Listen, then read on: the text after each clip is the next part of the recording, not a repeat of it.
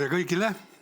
Minu nimi on Valdur Lahtve, nagu juba tutvustati, ja Stockholmi Keskkonnainstituudi Tallinna Keskuses juhin ma ühte paljudest projektidest, mille nimi on siis H2Cs ja mille sisuks on ehitada vesinikukütusel kalalaev, seda testida, hinnata selle kalalaeva mõjusid merekeskkonnale ja selle laeva meeskonna töökeskkonna seisundit ja selle põhjal siis anda soovitusi nii poliitika kujundamiseks kui ka praktiliseks tegevuseks selleks, et väikese mahulises rannakalapüügis oleks teadmisi rohkem, kuidas üle minna vähese saastega kütustele, nagu näiteks vesinik meil. Sarnaseid projekte on Euroopa Liidu Horizon Missioni poolt rahastatud mitmeid. Meie projekt vaatab puhast, täiesti uut nullist ehitatud laeva. Partneriteks on Riia Tehnikaülikool, kes juhib kogu projekti, ja Riia Tehnikaülikooli Mereakadeemia vastutab siis laeva projekteerimise eest. Meie Stockholmi Keskkonnainstituudist Tallinna Keskusest Eestist oleme läbi viimas poliitika ja seadusraamistiku analüüsi ja keskkonnamõju hindamist. Prantsuse firma Genevos tarnib vajalikud vesiniku kütuselemendi ja kogu jõuallika poole. Laeva ehitab Läti väike laevaehitusfirma Gannet Grupis H2C või Atos ja Viitseme rakenduslik kõrgkool. Tema aitab meid keskkonnamõju hindamisel, olelusringi hindamise läbiviimisel, mis on siis põhisisendiks keskkonnamõju hindamiste tulemuste saamiseks.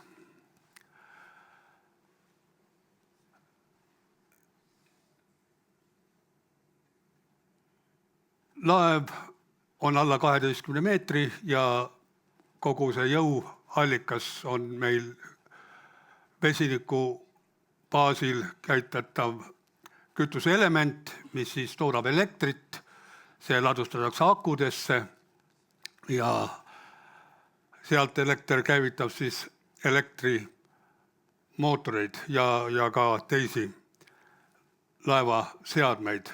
Projekt algas eelmise aasta maikuus, kokku kestab see 30 kuud. Oleme valmis saanud laeva projekti, laeva ehitus on käima läinud. Oleme saanud valmis ka esimese poliitika ja regulatsiooni ülevaate ja selle põhjal koostanud poliitika soovitused nii riikide kui Euroopa tasandil. Ja siis, kui laev valmis, merele saab, testitud saab, siis on meil ka plaanis kõigis 3 osavõtvas riigis läbi viia ka siis selle laeva demonstratsioon sõidud ja Eestisse meil planeerime tulla kuskil peale järgmise aasta suve, eeldatavalt augustikuus ja Pärnu Japsi sadamasse. Nii et kõik olete ka siis sinna oodatud ja loomulikult, kui see aeg lähemale tuleb, siis me ka kindlasti seda ka kuulutame laiemalt. Laev ise näeb pildil välja selline, pikkus 11,2 meetrit, veejoonel on pikkus vähem 9,5 meetrit, pisut alla. Veevälja surve on pisut alla 11 tonni, süvised 1,26 täislastis ja 0,82 ilmalastita. Laeva trümm mahutab 3,5 tonni kala ja seda opereerib 3 inimest. Pildil on näha, siin on need vesiniku baasil kütuseelemendi 2 seadet, üksteise peale asutatuna ja vesiniku pudelid 2 tükki, need on paigutatud ruhvi taha tekile, selleks, et neid lihtsam oleks peale tõsta, maa tõsta täitmiseks. Siin on pilt kütuseelemendist, mille toodavad prantslased. Neid saab laeval olema 2 tükki. Igaüks annab 40 kilovatti võimsust, elektrit välja. Vesinikku hoitakse kahes südikiust valmistatud pudelis, igaüks mahutab 19,1 kilo vesinikku ja rõhul 350 baari. Ja patareide paki võimsus on siis 173 ampertundi ja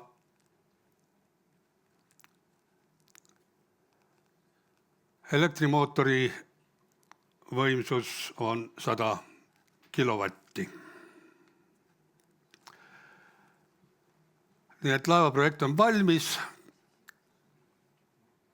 Poliitika analüüs esmane on tehtud, seda me täiendame kogu projektil ja laeva ehitus Riias algas maikuus. Meie esialgsest kavastatust 3 kuud hiljem, sellepärast et kui reeglina alla 12 meetri laevadel pole tarvis vastavussertifikaate, siis Läti regulaator leidis, et kui selline uudne laev tahetakse Läti registrisse panna, siis nemad võtavad registrisse ainult siis, kui on mõni rahvusvaheline sertifitseerija laevale vastavad sertifikaadid sõidukõlblikkuse, merekõlblikkuse osas välja andnud ja selle sertifitseerija leidmine see ei olnud üldse kavandatud ja võttis pisut rohkem aega. Aga me loodame siis laeva valmis saada kevadeks. Laev ehitatakse siis mere alumiiniumist, sellest konstruktsiooniga. Siin on see praeguse 2 nädala tagune seis selle laevaehitushallist teie ees.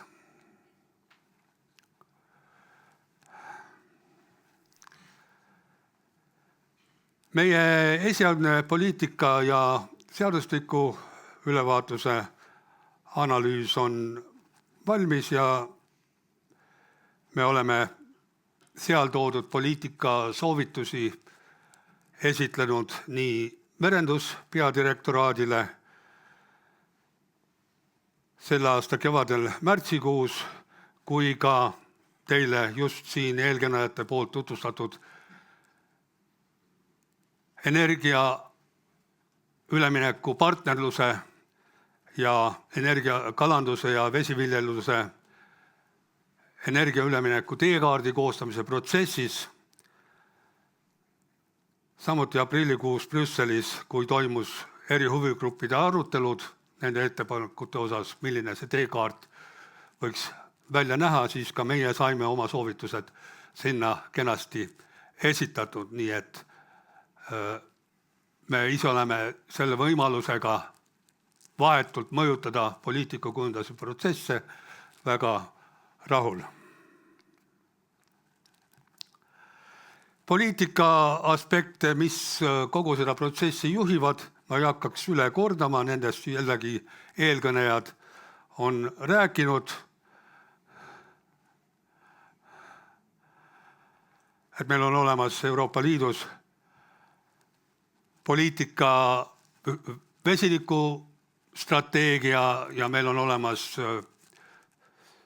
Fit for 55 ehk saavutamaks 55 vähenemine aastaks 2030, mis on üle-euroopaline kasvuhoonegaaside vähendamise eesmärk, et kõik need poliitika initsiatiivid on väga selgelt teada ja paraku me näeme, et puudutatakse küll transporti, aga kalandusele on nendes tänastes poliitikadokumentides väga vähe tähelepanu pööratud ja meie poliitikasoovitused siis neid puudutavadki ja ma hea meelega jagan neid poliitikasoovitusi sellised lühendatud kujul ja esmane on, et kui Euroopa Komisjon hakkab uuendama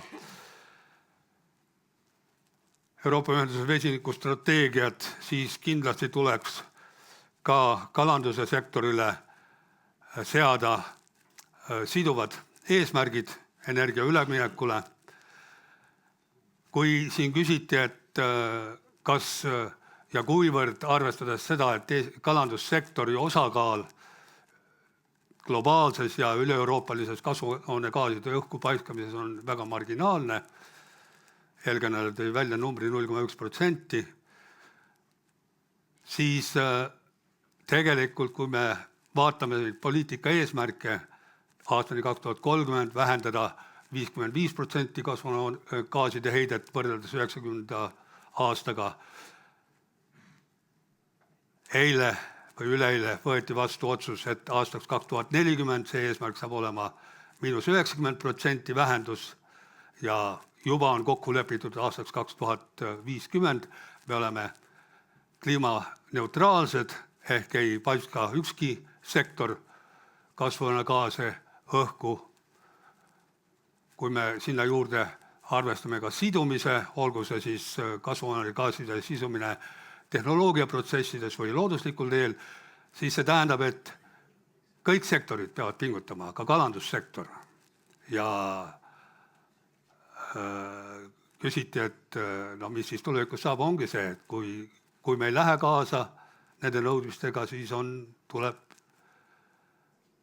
ärist väljuda.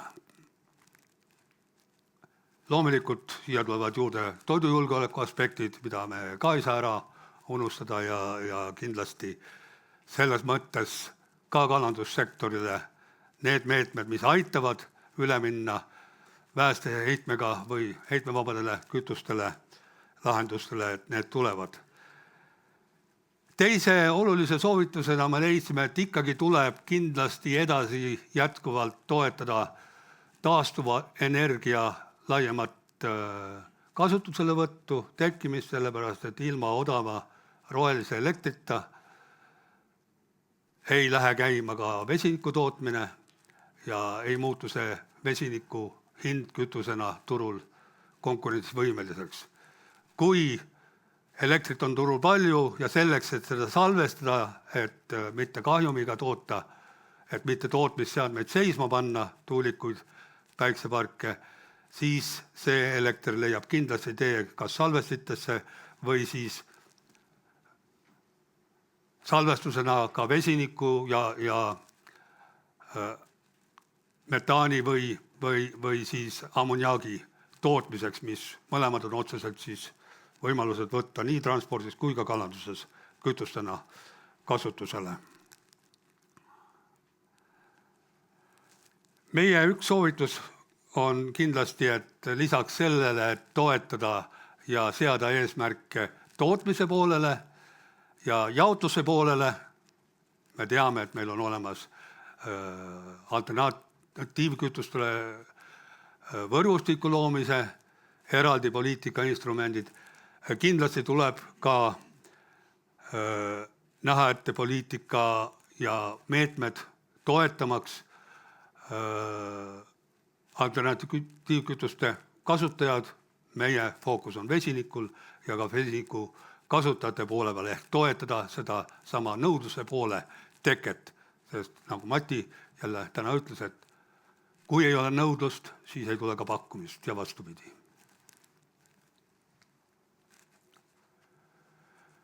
Kindlasti tuleb vähendada administratiivseid barjääre nii tootmisele, ladustamisele kui jaotusele ja juba ka täna on puudutatud seda sama, et praegused ühise kalanduspoliitika reeglid ei toeta laevade ümberehitamist, seades ette võimsuse piirangud ja muud piirangud. Selleks, et vesinik või teised alternatiivkütused oleksid turul konkurentsivõimelised, see tähendab odavamad kui fossiilsetel allikatel põhinevad kütused, diisel näiteks, siis loomulikult tuleb panna õiglast hinda. Ja see on kindlasti tähendab seda, et tänane Euroopa kütuste või energiamaksude direktiivi tuleb täiendada selliselt, et kütuste põletamisel õhku paisatud süsinik oleks arvestatud hinna sisse.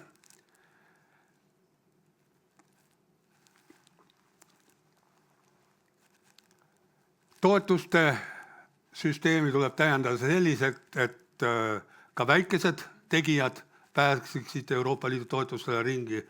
Päris mitmed ülevaated, mida ka meie oma töös kasutasime, tõid välja, et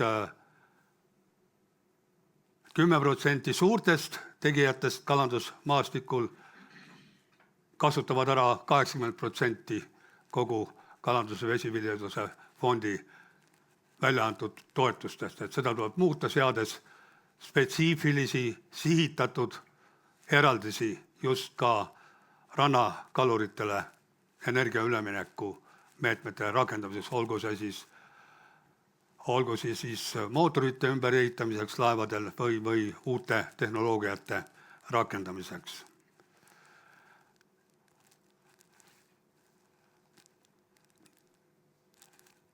Ja loomulikult on väga palju teha ka selleks, et rannakalapüügiga seotud organisatsioonid või ettevõtted või siis üksikkalurid, et ka nemad pääseksid lihtsamini selleks eraldatud vahendeid saama.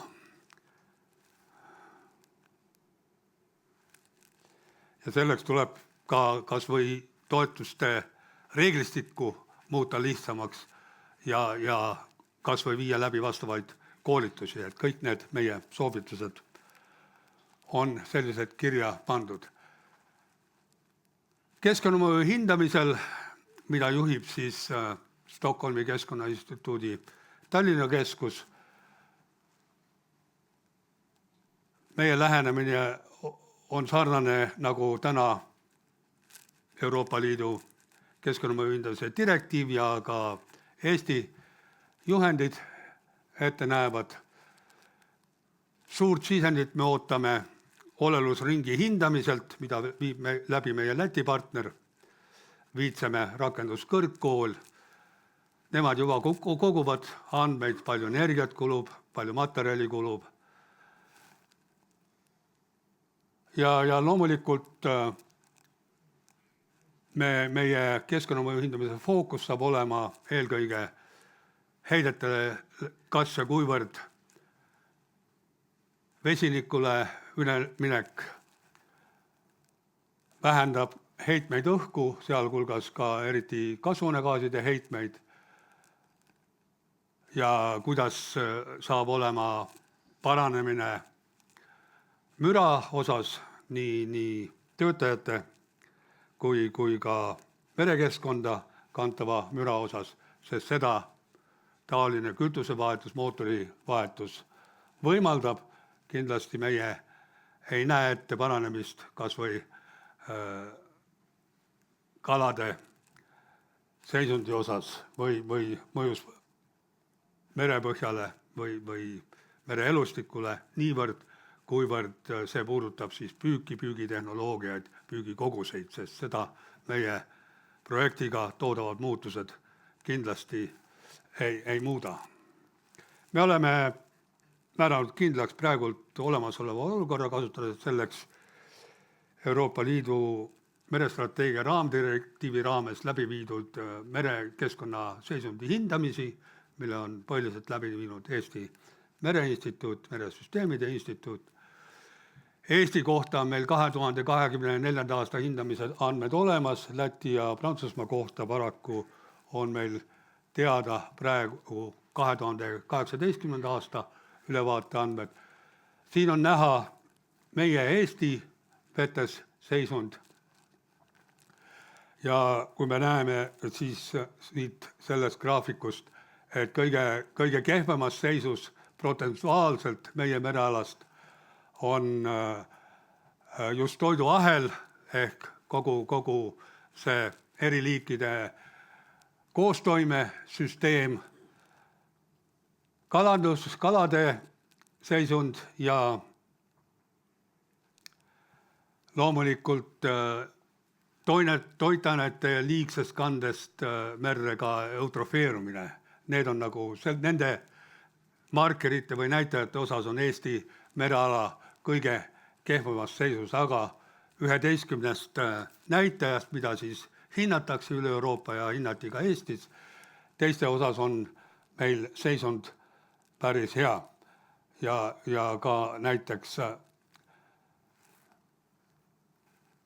veealuse müra koha pealt rannikumere alad on suhteliselt vähe mõjutatud. Me oleme välja töötanud või välja arvutanud siis sellise profiili, mida siis selline keskmine rannakalapüügilaev endast kujutab.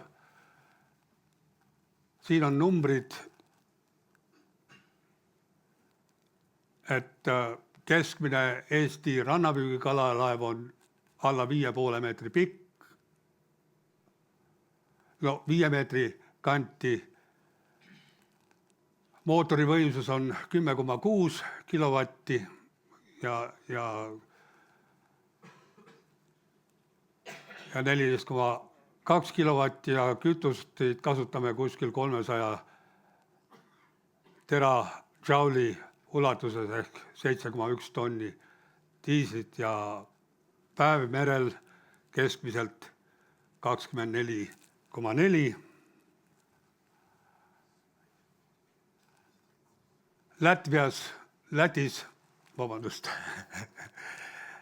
Lätis on paadid pisut väiksemad ja ka sedavõrra on kütuse kasutus väiksem ja Lätis kasutatakse rohkem ka rannalähedasel püügil ilma mootorita paate. Prantsusmaal, kus meri on suurem, kala on rohkem, käiakse merel ka rohkem, 75 päeva keskmiselt ja kütust iga sellise keskmise rannakalapüügilaeva kohta kulub 14,7 tonni. Nende andmete põhjal ja siis ka muude riikide poolt Euroopa Komisjoni vastavale siis kalanduse töörühmale esitatud andmete põhjal me oleme välja arvutanud, kui suur on rannakalapüügi osakaal nendes 3 osalevas riigis meie projektis. Eestis on see 0,043%, Lätis 0,064%,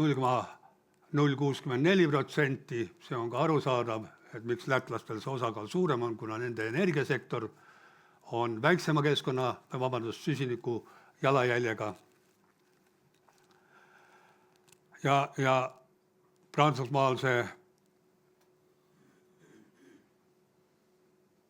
osakaalu numbrit ma ei ole enam siia pannud, aga vaatame neid tonne, siis on jällegi arvestades laevade hulka ongi see sama relevantne suurus. Nii, meie projekti kontaktid on siin. Ja kindlasti saame me teile rääkida rohkem nendest tulemustest, ka sellest, kui palju selline vesinikumootoriga laeva ehitamine ja opereerimine maksma võib minna. Kõigest sellest me räägime siis, kui oleme oma projektiga lõpusirgele jõudnud ja kas või näiteks demonstreerime seda siin Eestis, Pärnus, Japsi sadamas järgmise aasta suve lõpul. Nii. Kas on kohe siit saalist küsimusi vesiniku projektile? Päris mitmeid. Nii, mikrofon kohe rändab teile. Siia poole, jah.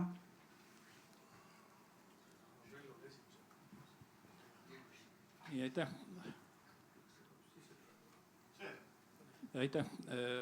Olen Vello Peedimaa Tartu Ülikooli Mereinstituudist. Et see on tore, et enne kui mingid muutused toimuvad ühiskonnas või tootmises, antud juhul laevanduses, et ka see õiguslik baas, mis nii-öelda peab edaspidi teenindama seda uut lahendust, et selle peale enne mõeldakse. Me põrkusime kokku, kui me seda isejuhtivat alust tegime, siis me hakkasime teda tegema ja alustades saime aru, et tegelikult neid regulatsioone ei ole ja väga raske on üldse selle asjaga tegeleda selles regulatsioonide puudumises, sest ametnikud kardavad paljudel asjadel luba anda, sellepärast et ei ole nende jaoks dokumenti, mille alusel käituda. Õnneks me oleme saanud Transpordiametiga praegu asjad enam vähem, aga kui nüüd ühesõnaga niisugused muudatused tulevad, siis on tõesti peaks see regulatsioonid, mõningased regulatsioonid ikkagi ette tulema, et näha ära, et pärast nii-öelda tuleb regulatsioon ja me peame hakkama seda tohutult ümber tegema. Seda lahendust või see lahendus ei sobi mõne koha pealt, nii et see on oluline asi. Nüüd teine asi on see, mis on antud lahendust, siis ma saan aru, et ta on ikkagi puhtalt niisugune uurimine, mitte kalandusega seotud niivõrd, kuivõrd ikkagi, et kuidas antud laev niisuguse võimsusega, mis ta teeb ja mis ta ei tee, aga võib-olla oleks siiski pidanud ka mõtlema natuke funktsionaalselt, sest selline laev, kui ma hakkan mõtlema, see peaks olema rannapüügiks, siis niisuguste parameetritega laev, millised on rannapüügi vahendid? Need on võrgud, mõrrad, mitmesugused kastmõrrad, põhjaõnged, et milleks ta sobib? Suuruse poolest, pikkuse poolest ei sobi ta kindlasti, ei ole ta mugav võrgupüügiks, mõrrapüügiks, sobiks ainult kastmõrrapüügiks võib-olla. Niimoodi, aga ta kahjuks kannab ainult 3,5 tonni, see kindlasti ei ole mingil moel üldsegi efektiivne. See tähendab, siit me tekitame niisuguse olukorra, et ta ühelt poolt on võimas väikestel püügivahendite jaoks ja teistpidi ei sobida seal, kus on tõesti suuremat paati vaja. Või siis selle suurema paadi juures oleks vaja oluliselt suuremat ka võimsust, kui me tahame kandevõimet suurendada. See peaks olema vähemalt, ma arvan, 7, 8, 9 tonni, et efektiivselt rannapüüki teha. Et see tähendab aga võimsust ka mitte enam 80 kilovatti, aga kusagil 200 kilovatti võib-olla või selles suurusjärgus. Et selles mõttes nagu see laev iseenesest rannapüügiks mitte ühekski rannapüügiks nagu Eestis ei sobi. Kas teil on küsimus Valdoril ka selle kohta? Ma olen kindlasti väga tänulik ka nende kommentaaride. Küsimus ongi selles, et ma küsin, et kui te seda kavandasite projekti, kas te mõtlesite ka, millisele püügivahendile te orienteerute? Kui on ainult siis kalandusega, ei ole siin antud juhul, nagu ma ei näe seost eriti. Ei, me kindlasti ei mõelnud sellele, et milliseks püügiviisiks seda laeva ehitada. Eesmärk oli lähtuda keskmistest parameetristest, et keskmine laev, mis täna opereerib Eestis, Lätis, Leedus, on enam-vähem sarnaste nii pikkuselt kui peamootori võimsuselt sarnane ja siis disainida ja varustada see laev sarnaste näitajatega mootoriga, mille põhikütuseks oleks siis fossiilkütuse asemel vesinik. See oli nagu see lähteülesanne. Me õpime kindlasti selle laeva käitamisel, kuidas see mootor töötab, kui palju kulub kütust, kas ja kuivõrd kogu see süsteem üldse mereoludes vastu peab ja sellist. Ja kui see laev valmis saab, siis see laev jääb Läti Tehnikaülikooli ja Läti Tehnikaülikooli osana oleva Mereakadeemia õppelaevaks, kus siis kes iganes nii tehnoloogiate inimesed kui meresõidu inimesed saavad seda laeva õppeotstarvel rakendada. Nii et vastus on, et ei, me ei disaininud seda laeva väga spetsiifilise püügivahendi järgi. Ja küsimus sealt? Olen Hanno Kaskret, ma küsin sellise küsimuse, et kas keegi päris laevaehitaja on seda nagu üle ka vaadanud, et nagu sõrmede peale arvutades sellise suurusega laev on 80 kilovatti võimsust, mis on projekteeritud praegu, et see peaks umbes 10-meetrise vastutuulega jääma seisma ja rohkem mitte liikuda, et tal ei jätku lihtsalt tõukejõudu. Et tavaliselt on sellistel laevadel kuskil 200-300 kilovatti, et see lihtsalt niisuguse sõrmede peale arvutusega sellest jääb ilmselgelt väheseks selle laeva liigutamiseks. Aitäh! Jällegi, mina ei ole laevaehitusinsener sellise küsimus, aga kindlasti esitan oma partneritele Läti Mereakadeemias, kes selle laeva projekti välja töötasid, aga praegult need katsetused, mis on tehtud Prantsusmaal, seda sama vesiniku jõumoodulit kasutades, nende seisukoht on, et see elektrimootoriga varustatuna tegelikult see laeva liikumisomadused on märksa paremad kui diiselmootoriga varustatud laevadel, sama võimsuse juures.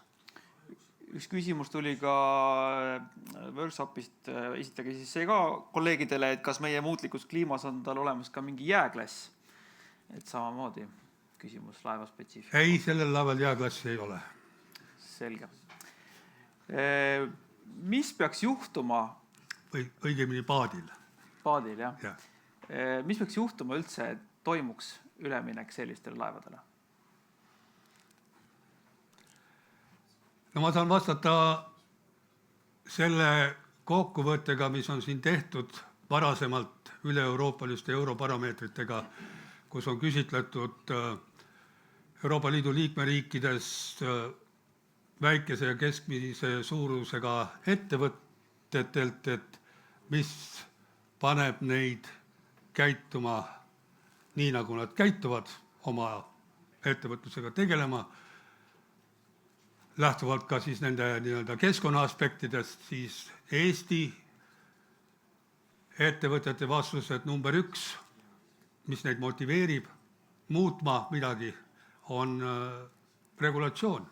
Kui sa ei vasta regulatsioonile, sa ei saa tegutseda. Kui tuleb regulatsioon, mis ütleb, et sa diislit ei saa merel kasutada, siis sa ei saa diislit merel kasutada. On küll. Need keskkonnaaspektid, et tahan olla keskkonnasõbralikul, minu kaubasaajad nõuavad mult, et ma oleksin keskkonnasõbralik. Need aspektid eestlastel olid viimased, Euroopas, Põhjamaades, need aspektid olid märksa rohkem eespool kui Eestis. Nii et see on mu vastus.